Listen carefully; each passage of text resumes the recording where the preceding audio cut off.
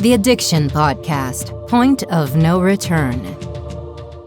Hello, everybody, and welcome to the Addiction Podcast, Point of No Return. My name is Joni Siegel, and I'm the host for this podcast. And today's episode is episode number 253.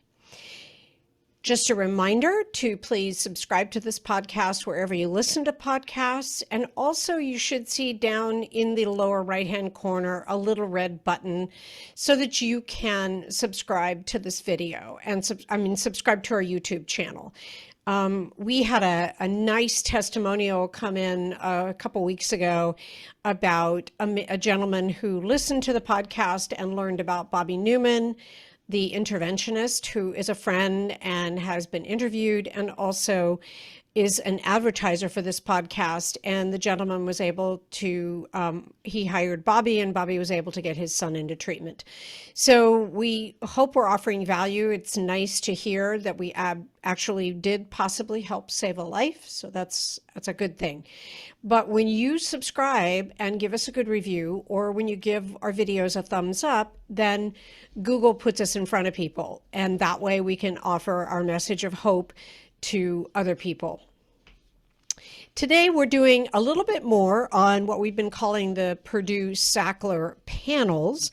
This is kind of a different take on it because we interviewed a filmmaker quite a while ago, and one of the a couple of the people that were in her film, she did a documentary called Overdosed. And while we've been talking a lot about the series Dopesick, Dopesick is a dramatized series about Purdue Pharma and the Sacklers. Overdosed is a documentary that features real life people who experienced this whole opioid pandemic, exactly how Purdue and the Sacklers rolled it out. So this is a bit of a different take on that. We're not going to talk about the legal situation as it stands now, because I understand it's ongoing, but we are going to talk to people who have experienced this. The first person we're going to be talking to today is Mary Sue Connolly. She's a film editor, filmmaker, and video journalist. She has worked on feature documentaries as well as TV segments, news clips, ads, promos, and online content. She is an Irish filmmaker and former editor-producer for CNN and CBS. The film that she produced is Overdosed, and Overdosed highlights the troubling turmoil of the deadly American opioid crisis as it unfolds in the small town of Petersburg in rural West Virginia, the state hardest hit by this epidemic. Through interviews with former drug dealers, over-prescribing doctors, DEA agents, and local community members, Mary Sue uncovers a shocking narrative of the pharmaceutical industry's intentional plan, get that word, intentional plan, to target opioid sales to an impoverished, underserved community and the resulting addiction, prison, and overdose cycles of its citizens. Now, we're also going to be talking to a young woman who is featured in Overdosed, and her name is Bree McGulty. And Bree also served as a producer on the film. She grew up in a hometown torn apart by drugs and forced to survive by any means necessary. Her story offers one of hope.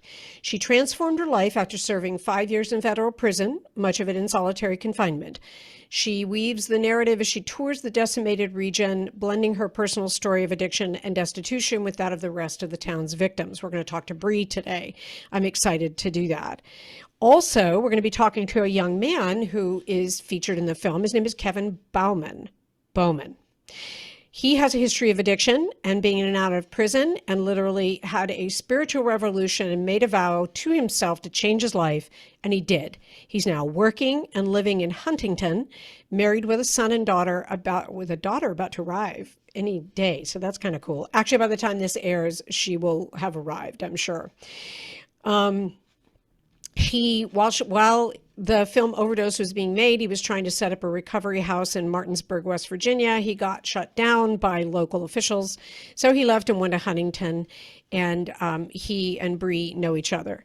So without further ado, let's talk to some of the real life people affected by Purdue Pharma and the Sacklers. And yeah, let's talk to them and hear their story because it's all true.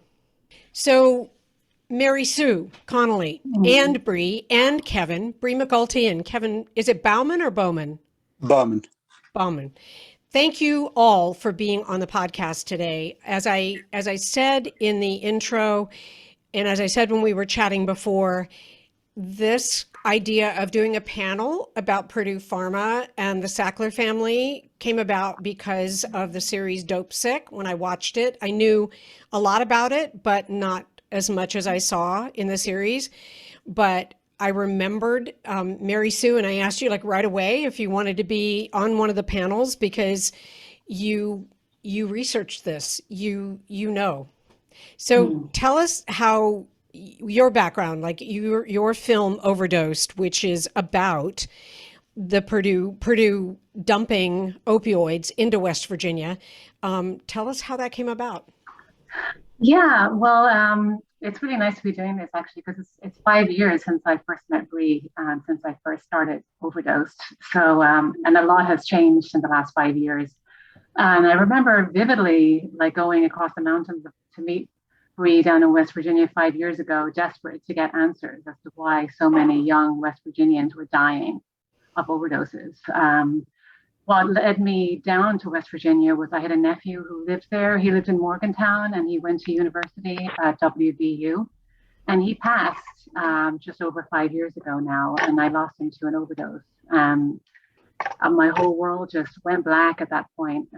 I was in shock. I was in grief. I felt shame and guilt that I couldn't have done more to help him. And, you know, I needed to know how this amazing young person with his whole life ahead of him, you know, how it had to end this way and why it ended this way. You know, it didn't make sense to me. Like, I knew immediately that, like, it shouldn't have happened. Like, this doesn't fit, you know. So, you know, after his passing in Morgantown, West Virginia, I just committed to myself. I was like, I need to find out how this happened at all. You know, I just need to know and I need to investigate. And at that time, 5 years ago, there were some great journalists doing work on this topic, Eric Eyre in Charleston, West Virginia, and Chris McGreal, who was working for The Guardian. And I'm sure there were many more, but there was still so little being talked about in media. And I had worked in media, you know, I worked for mainstream media. And I lived in New York, you know, how the hell didn't I know what was happening in West Virginia, in Ohio, in New Hampshire, in Virginia? Like it just wasn't making the headlines. You know, it might have been a little blurb here or there, but it wasn't making the headlines.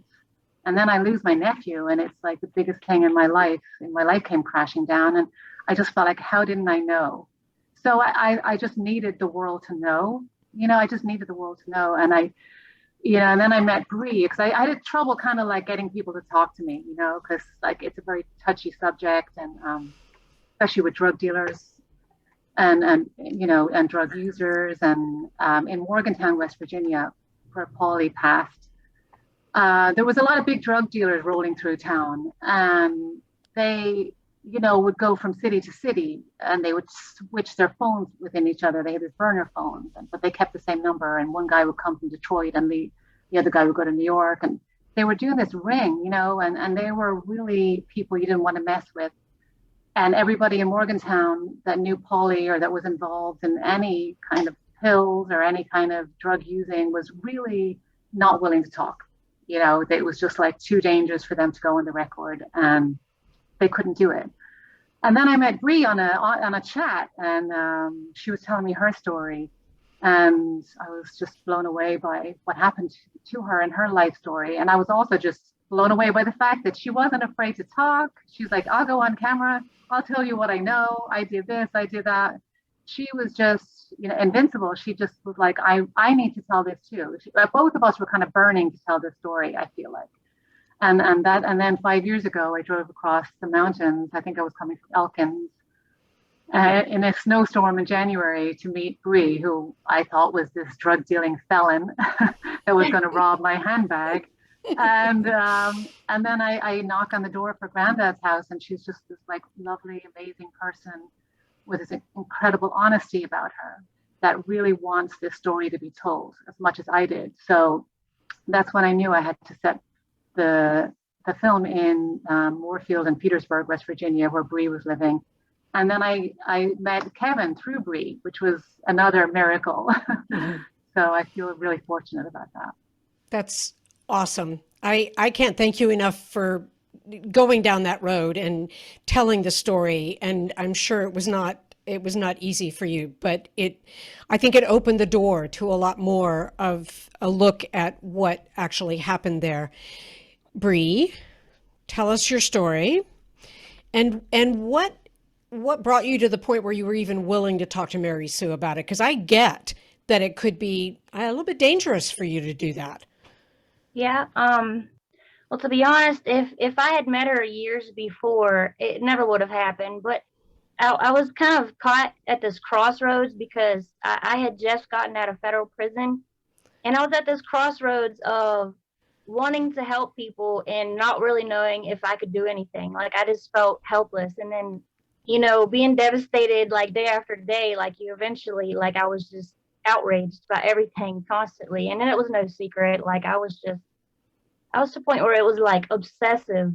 And I pushed so many people away. And I ended up meeting Mary Sue that way because I was making these videos about, babies born addicted to drugs and all the overdoses and, the doctors and the fentanyl. And I was just, like I said, I was outraged by it all because, I've spent years in federal prison, and like I basically became an adult in there, and I was totally unprepared to come home to the mess that I was coming home to, a different person from who I was before.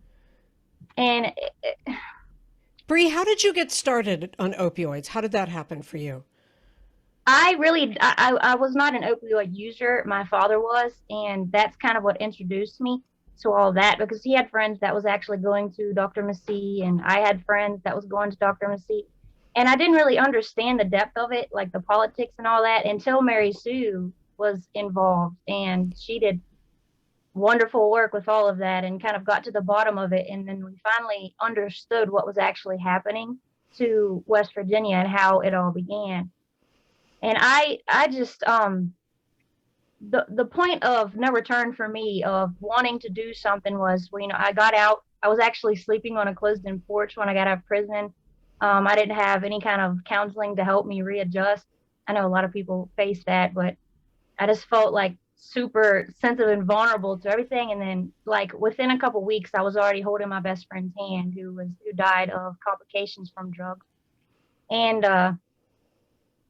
I don't know. It was like it was meant to happen with Mary Sue. And the thing is, I was so unprepared to go on camera, but I was so eager to be heard because I was like, I'm holding on to this. This is the chance that I got to make a difference. And to be honest, whenever the first clip aired, because I believed in it so much, I was like, there's people out there that are just like me that are feeling like helpless and hopeless and just they need to be heard too. And I was going to be like a vessel for that.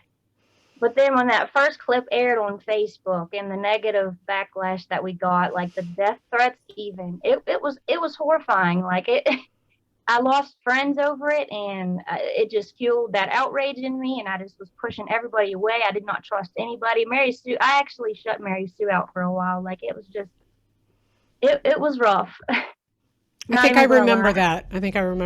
And I understand it.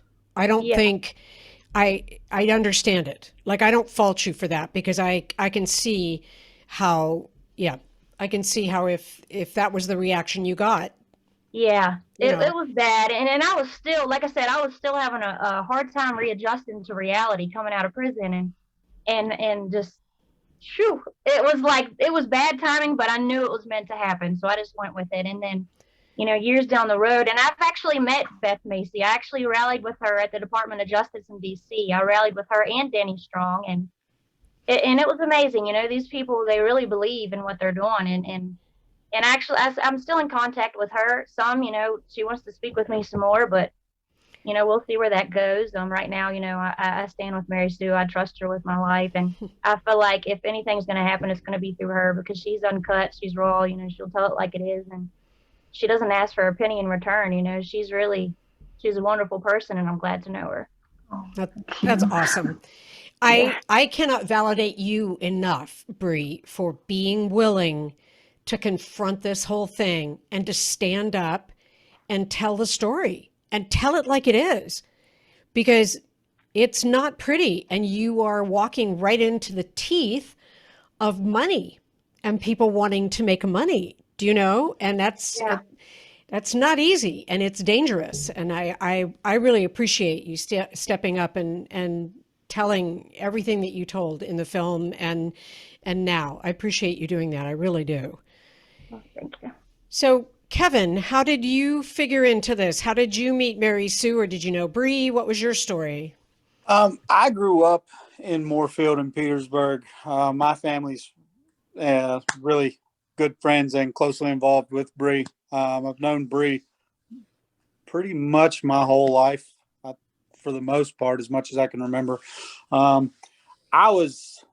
Bree was the dealer. I was the junkie. I mean, that's just the truth of it. I could never. There's a saying in the rooms in AA and NA that a monkey can't sell bananas, and that was me. I could never hold on to anything long enough to sell. I went. My addiction took a really quick bad turn. I got incarcerated when I was 17, in and out for my entire 20s. I stayed in contact with Bree just through Facebook and everything once I'd got out. And I was working in recovery, helping to facilitate men's halfway house kind of transitional living program.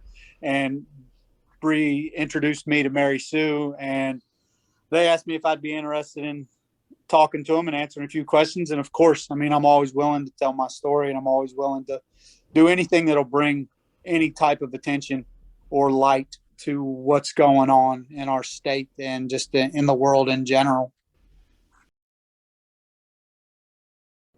You are listening to the Addiction Podcast, Point of No Return. For more information on the podcast, or to reach out if you have a story you would like to share with us, go to our Facebook page by the same name, or you can email us at theaddictionpodcast@yahoo.com, or go to our website, theaddictionpodcast.com, or call us at 727-314-7080. And please remember to subscribe to our podcast wherever you listen to podcasts and give us a 5-star review. Sometimes the hardest thing about getting someone into recovery is getting them to agree to treatment. Bobby Newman, a certified drug counselor with 30 years experience and an over 85% success rate as an interventionist, has created a series of 12 videos that you can use right now to learn every step to get your loved one to agree to treatment. Call 1-833-918-0008 today and say the word podcast to get a 10% discount. Or go to newmaninterventions.com and type in the word podcast for a 10% discount. This service comes with a free 1-hour consultation with Bobby. I think that's huge.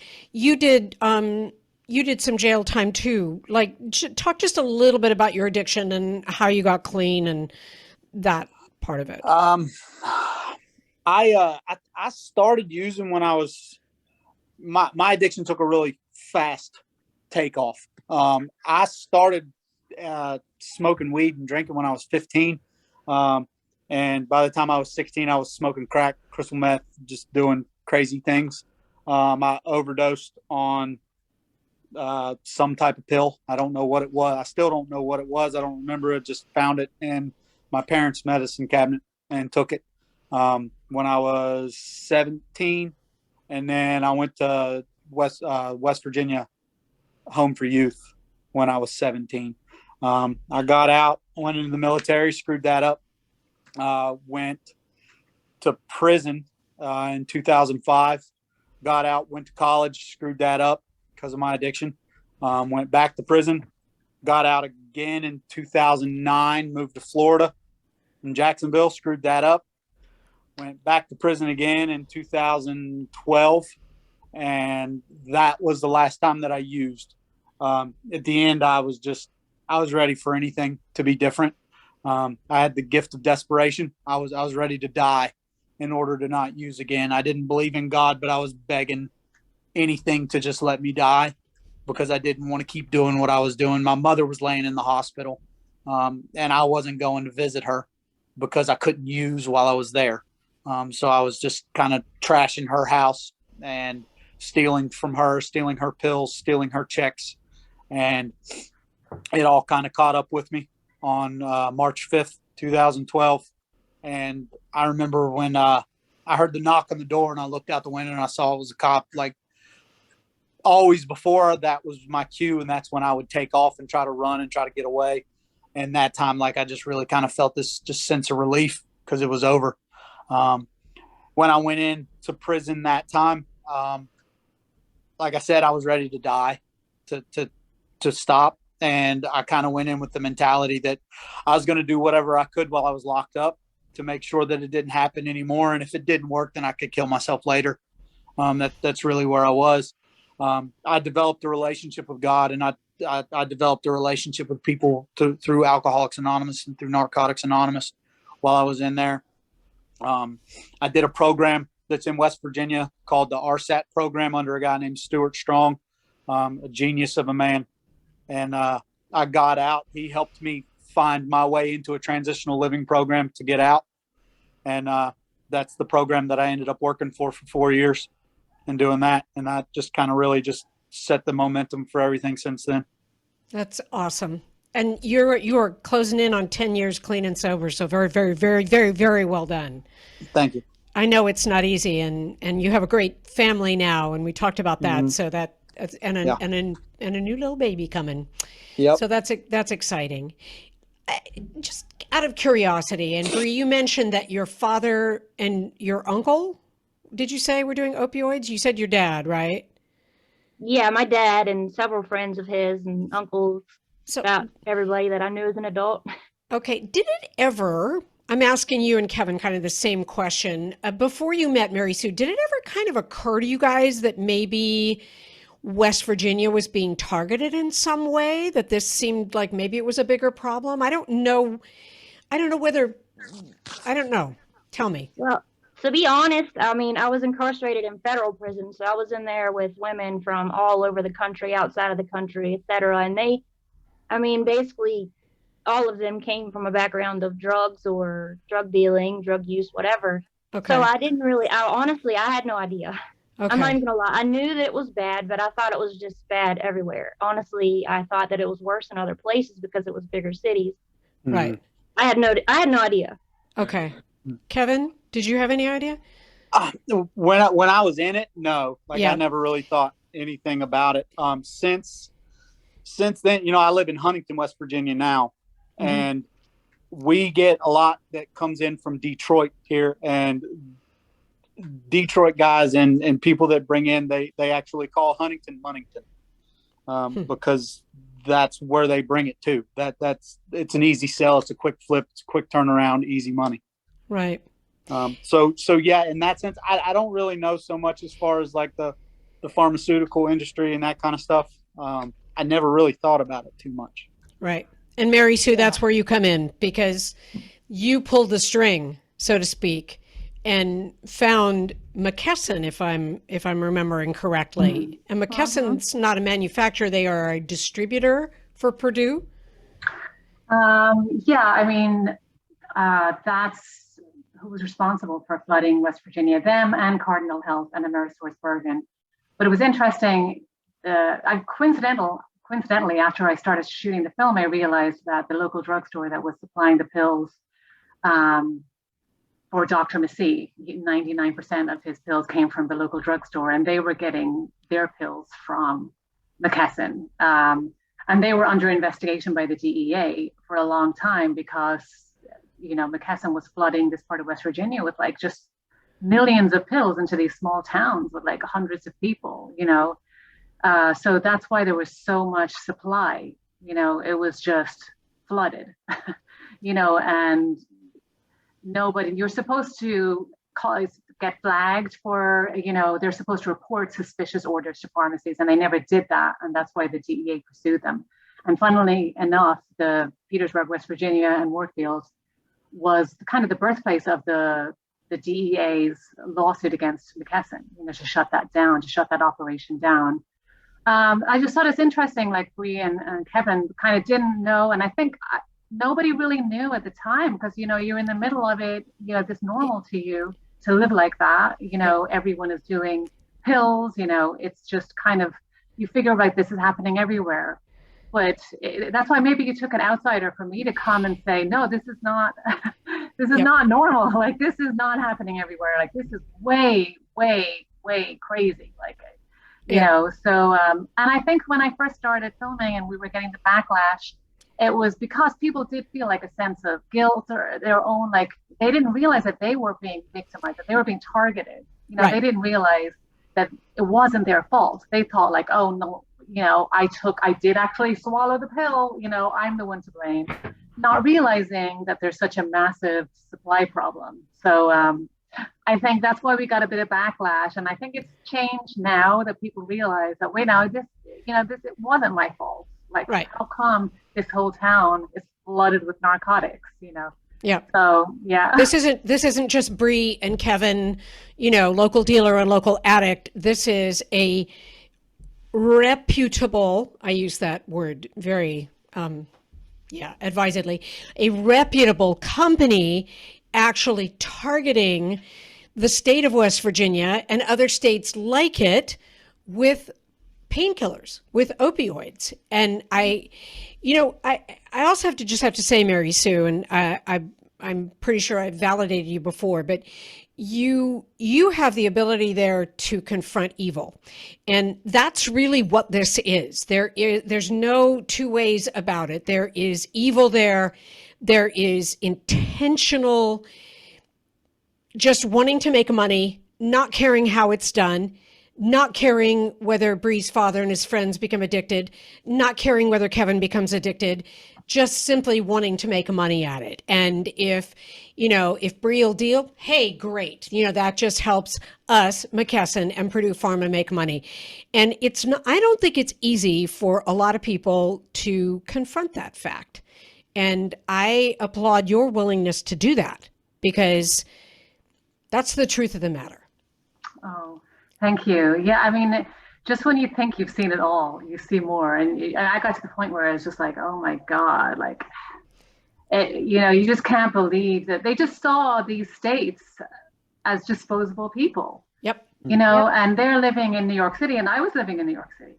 And they're like going to like the Met Gala, or the like, to these museums, like drinking champagne with Mayor Bloomberg and having a great old time. And like whole states and counties and all these young people are dying, parents in grief, like Kevin saying that he just didn't want to live anymore, that there was so much pain. And I'm like, how can these people live with themselves? But like, they just saw these states as a marketplace. And it's really disturbing. Yeah.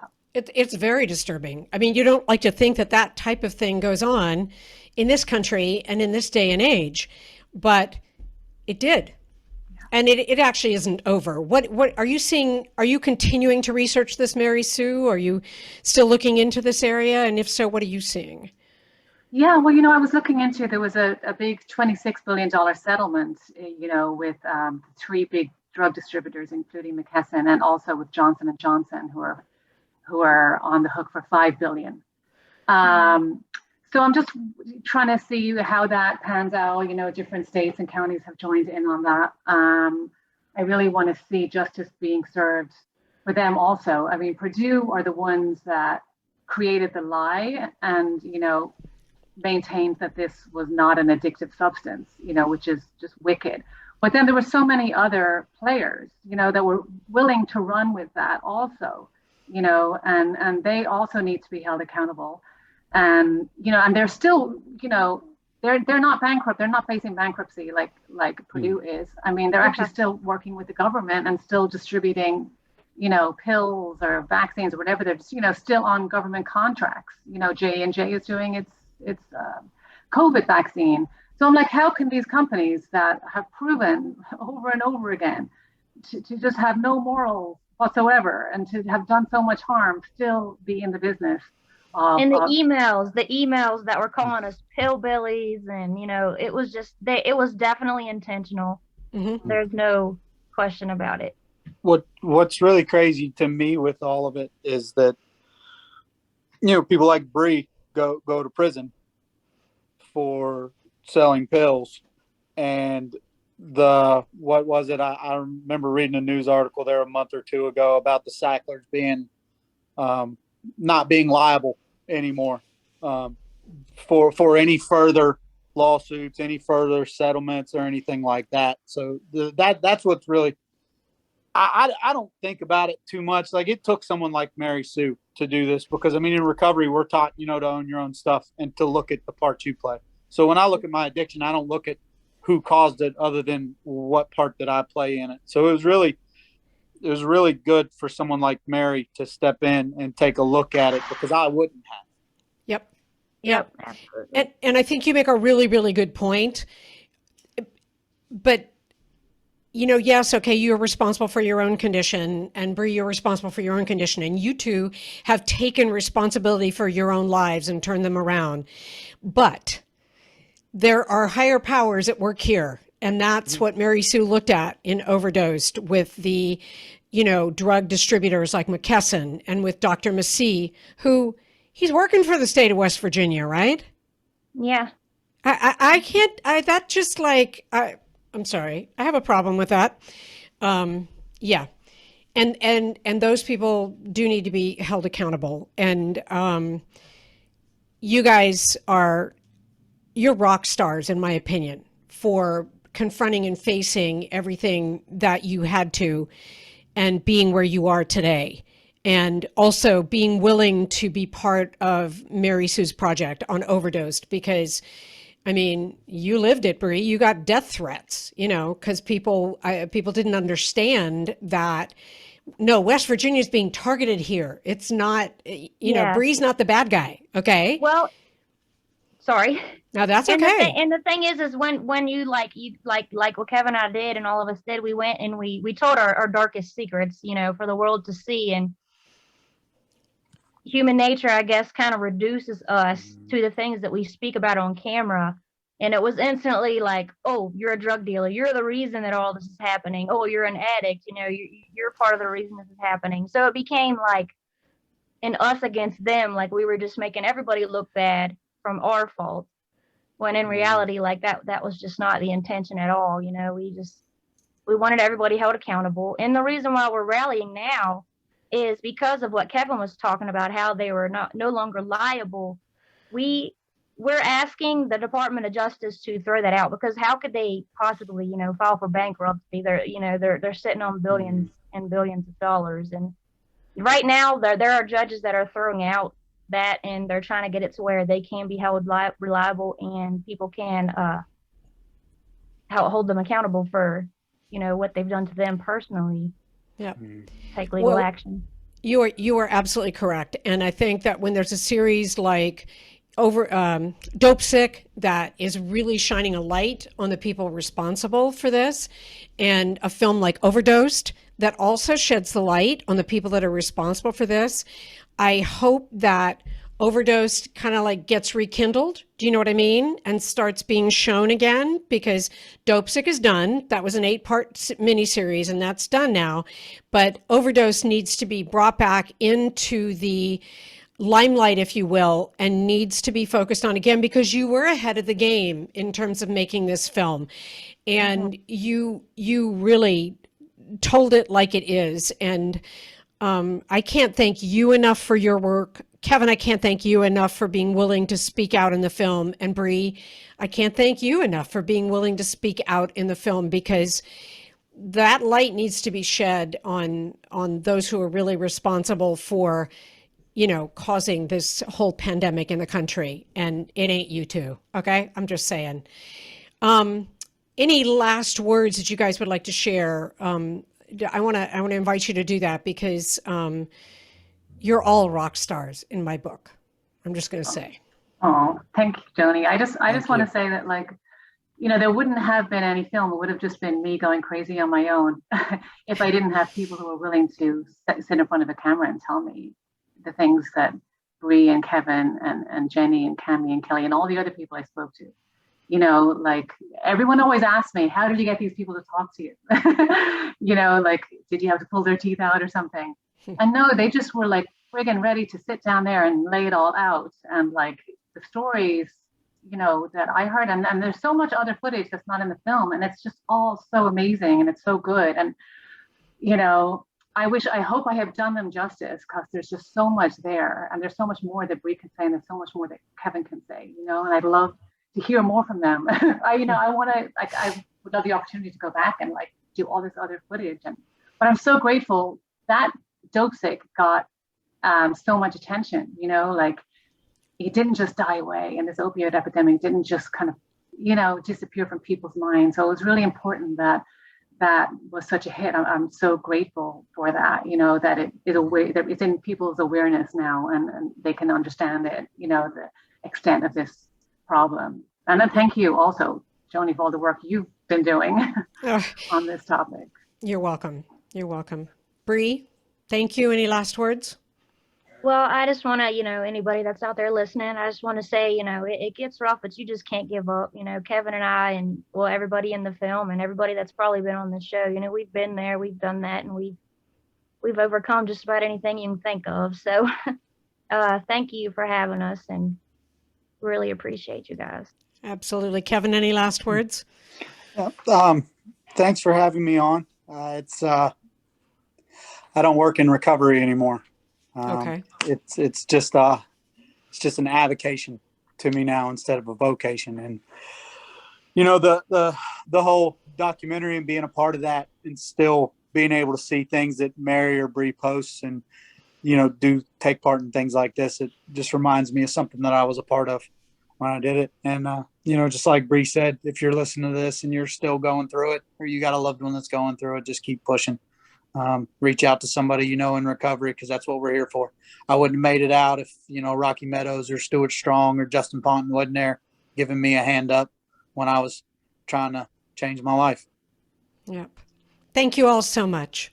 Well, there you have it. If you have watched the series Dope Sick on Hulu, then you might want to find the film Overdosed by Mary Sue Connolly and see the real story of Bree and Kevin and the real people living in small towns in West Virginia who have been specifically targeted by Purdue Pharma and the Sackler family, and who have basically had the consequences of the opioid epidemic being dumped in their state.